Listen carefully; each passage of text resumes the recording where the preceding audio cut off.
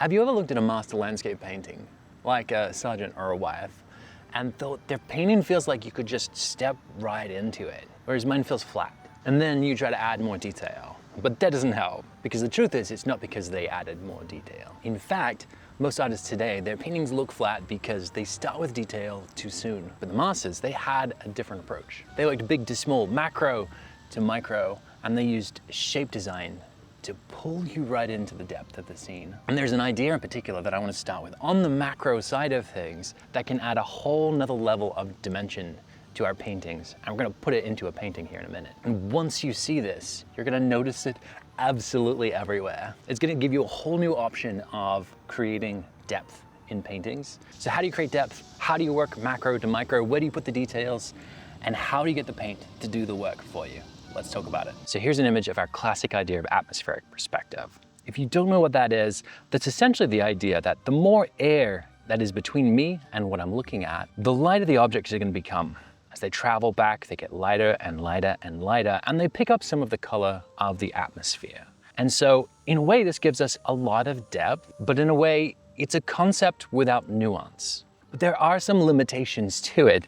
One of those limitations is that if you start here at a dark and you go further back, you're going to get lighter and lighter. Now that's the whole idea, but soon you run out of the ability to actually put color in here, to actually get depth, and everything just gets lighter and lighter as it goes back. And so there's a bit of limitation to that. And it's the limitations of this basic view of atmospheric perspective without nuance that brings us to Anders Askevold. He was a Norwegian painter, and the Norwegian school of landscape painting in the 19th century was absolutely amazing. They came up with some really brilliant ideas and just crazy paintings. You should go look them up. Anders wasn't really satisfied with this completely basic model of atmospheric perspective, and neither should you be. There's always a little bit more nuance to reality than there is to our models that we make up. And Anders pushed this model a little bit further.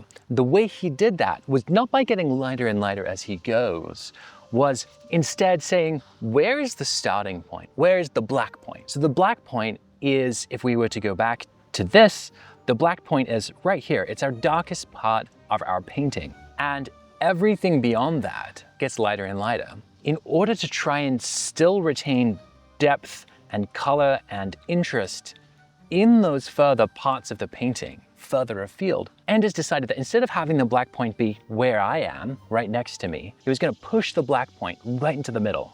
This is often done by imagining a cloud sitting right here and creating a lot of darkness and depth in the painting and having light burst in the front. So if I'm here, I can see light and it gets darker and darker as it goes back, almost a reverse atmospheric perspective, till we hit the black point, and it's basically a reset button. Everything from this point onwards can get lighter and lighter and lighter. And this gives us almost twice as much depth within our painting, which I think is just a brilliant idea.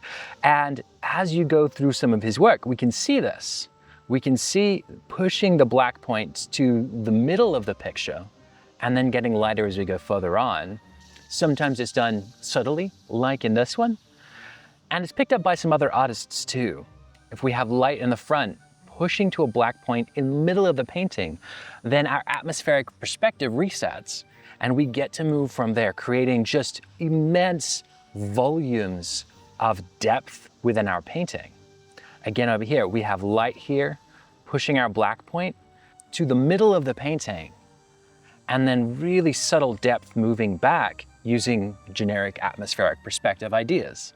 And so first of all, isn't that amazing? We can really create more and more depth as we go without feeling like we're just having to push lighter in order to get there. And they use creative ideas like, well, for the most part right now, we've seen them using clouds. There's a cloud there and then, oh, it gets really dark and then it gets light after that. Cool, very cool. And that brings us to a painter that I wanted to make a painting of today called Edward Theodore Compton. Now, Edward Theodore Compton was a mountaineer in the 19th century, and he literally just climbed these mountains and did these fantastic paintings right there on the spot, and took those ideas back to his studio and painted a little bit more. Edward painted in watercolor, oil, and sometimes used a bit of gouache.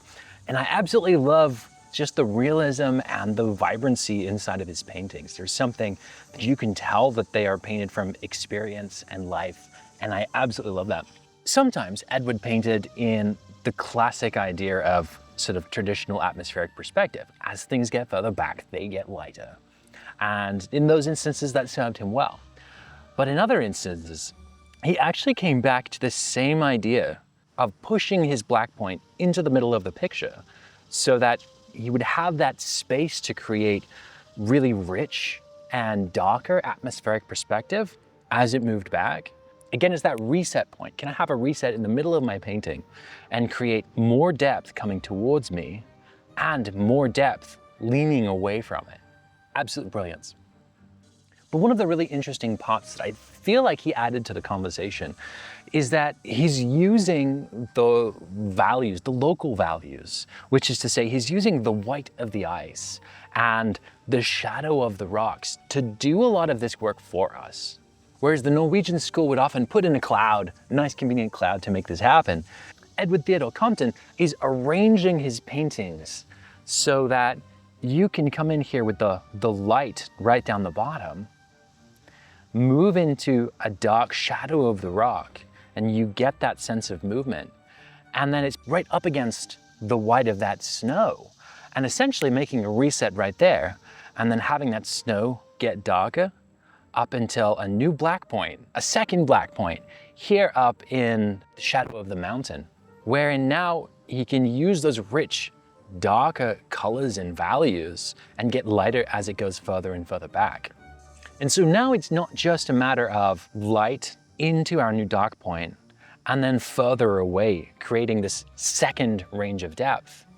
Instead, is using this idea here down the bottom, and then here up again in the side, and then here at the back. We can do this multiple times by creating movements of value using clouds as shadows, and then again by resetting with local values that contrast each other a lot. And so while that gets a little bit complex and technical there, the real takeaway is that you can play with this idea and use it however you want. And it's a matter of receiving what's happening in the painting rather than just intellectualizing about it. We always have to receive and feel what the painting is doing. Now, I want to try and find something like this painting where we have our snow in the front and we have these big movements of color and value. And then our lightest part is right up here, juxtaposed right against this new shape that's coming in that is kind of in the middle of the picture and is our new black point. And from that point, we get atmospheric perspective as things go back. And because we haven't relied on this idea of constantly having things get lighter and lighter and lighter and lighter as they go back, by the time we get back here, it's not so light that it doesn't make sense or doesn't feel right or doesn't hold the depth in the air. Instead, because we started our black point in the middle of the painting, we get these rich darks that still feel like atmospheric perspective. We're still picking up on the atmosphere and it feels really good. So here we are, I'm painting this snowy mountain scene here today in gouache.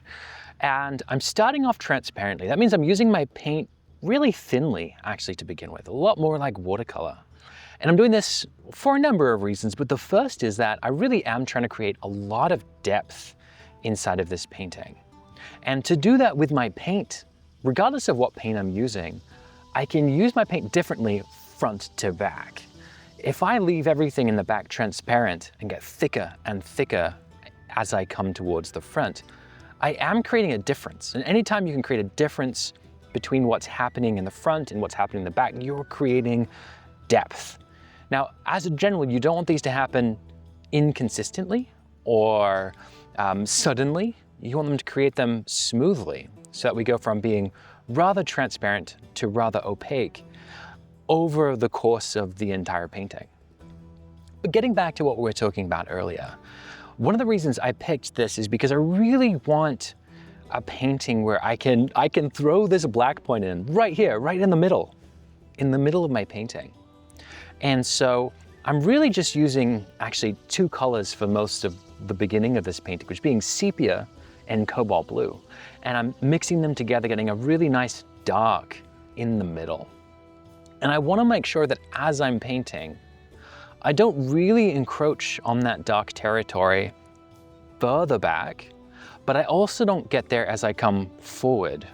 Now, the painting itself is going to necessitate some degree of darks in the front, in the sort of the crack in this glacier, but they're just not going to quite get this far. I'm also using that sepia pretty solidly, so I have a really nice warm section, even if the camera doesn't pick up on it right here. And then I have a cools of that blue, so I have more vibrant colors also in that middle. But really, as I'm starting out, I'm also using a lot of water, wet and wet techniques, making sure that I don't want so much detail everywhere in this painting that it's going to feel like it's really just trying to pull my attention everywhere. Instead, I'm working on this idea of having like large, medium, and small shapes. And I've noticed in a lot of beginners' paintings is that you either have small shapes everywhere or large shapes everywhere, or we're missing the medium shapes. Well, what we really want is this big sense of, I have the snow in, I have the major shapes in, and as I go, I have big shapes, I have medium shapes, and I have small shapes. And that all of these shapes are together, and they're all working together to create the forms.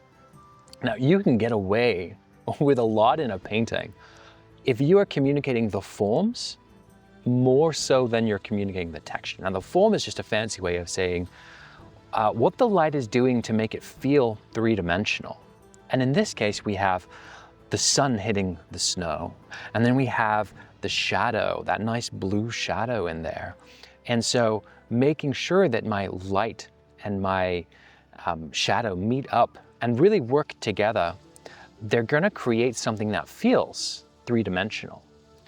And I can put the big ideas of the shapes in and have the medium shapes coming off of them, like a big triangle with lots of medium bits coming out. And then occasionally, small details. But going big to medium to small is something that really helps.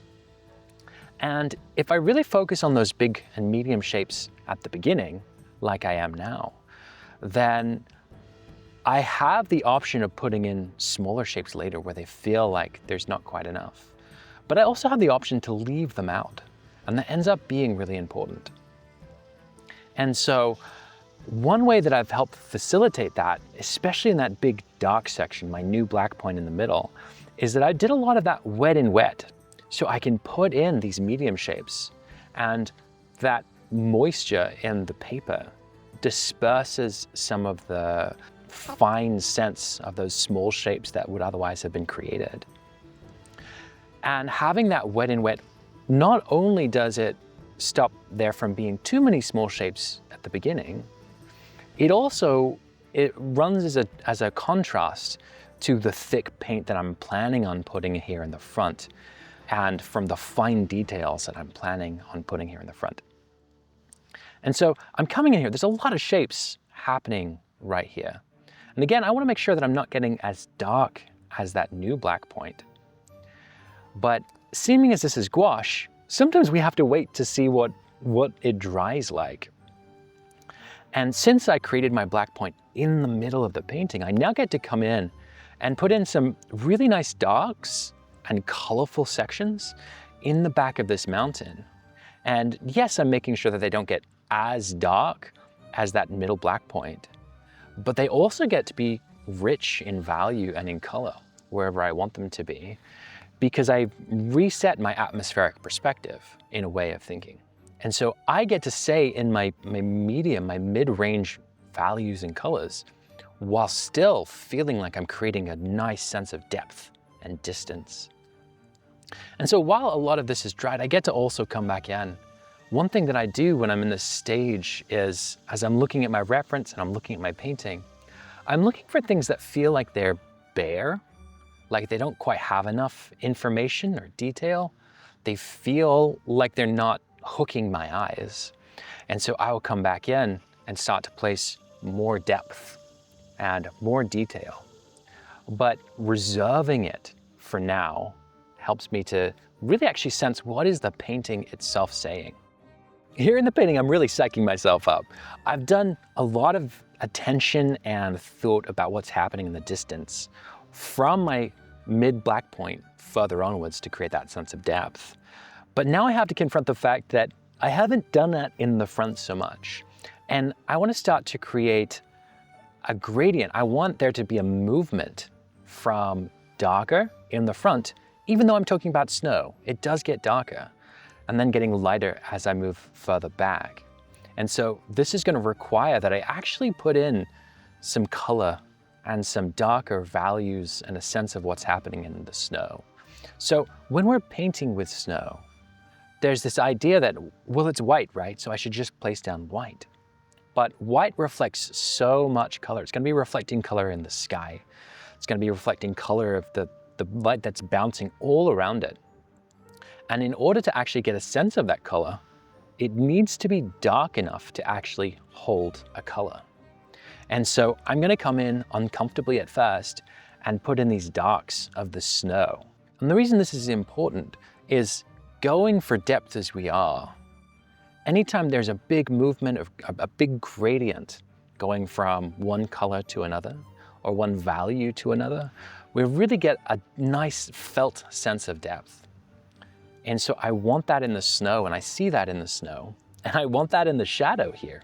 Redefining my lights means that I need to redefine my snow shadows as well. And as I'm doing this, I'm really starting to create some of these mids, right? I had our big shapes, and we have a lot of small shapes. I want to focus in on the middle shapes. And so as I'm looking at my reference and I'm painting in, I'm using this to take my big shape and turn them into lots of medium shapes. And what I focus on now is really making sure that those medium shapes feel like they're connected to each other, like they work. They're still part of a unified form. They're still part of a unified big shape. But I want to come in and get small, nuanced differences in these medium shapes. And then that's going to inform what I do with the big shapes. There's no secret technique to this. It's about getting these big shapes and just discerning where the smaller, in the snow instances, it might be cracks, or it might be the faces, different faces facing in different directions, giving off slightly different values, different colors.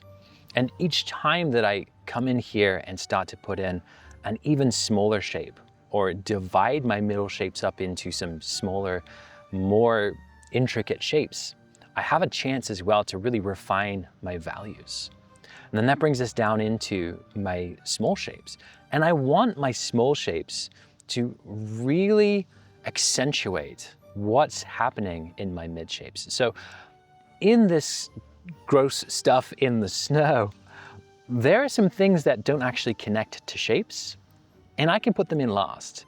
It's the ones that happen in the crevices and in between my medium shapes that I want to focus on because they continue the story of what's happened. Now, if you're in a position where you're wanting to learn to paint with gouache like this, this is essentially my job, is to teach people how to paint with gouache, and I absolutely love it.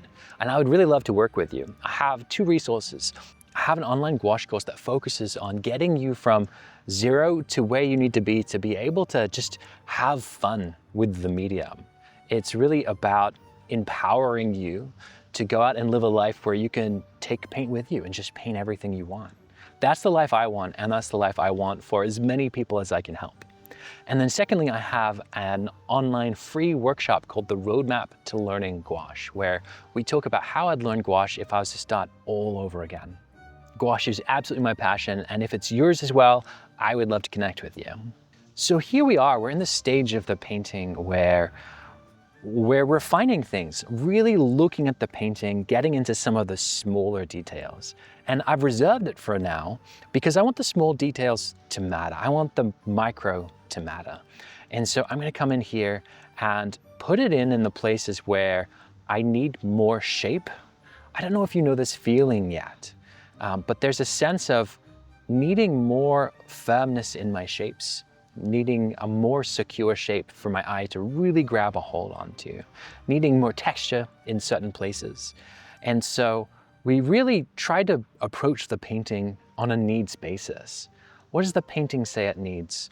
What does my viewing experience say that it needs? Do I need more rest or more activity? Do I need more solidarity? So really gaining a sense of what your painting needs is the beginning of every master artist's journey, is listening to your painting more so than trying to force on your painting.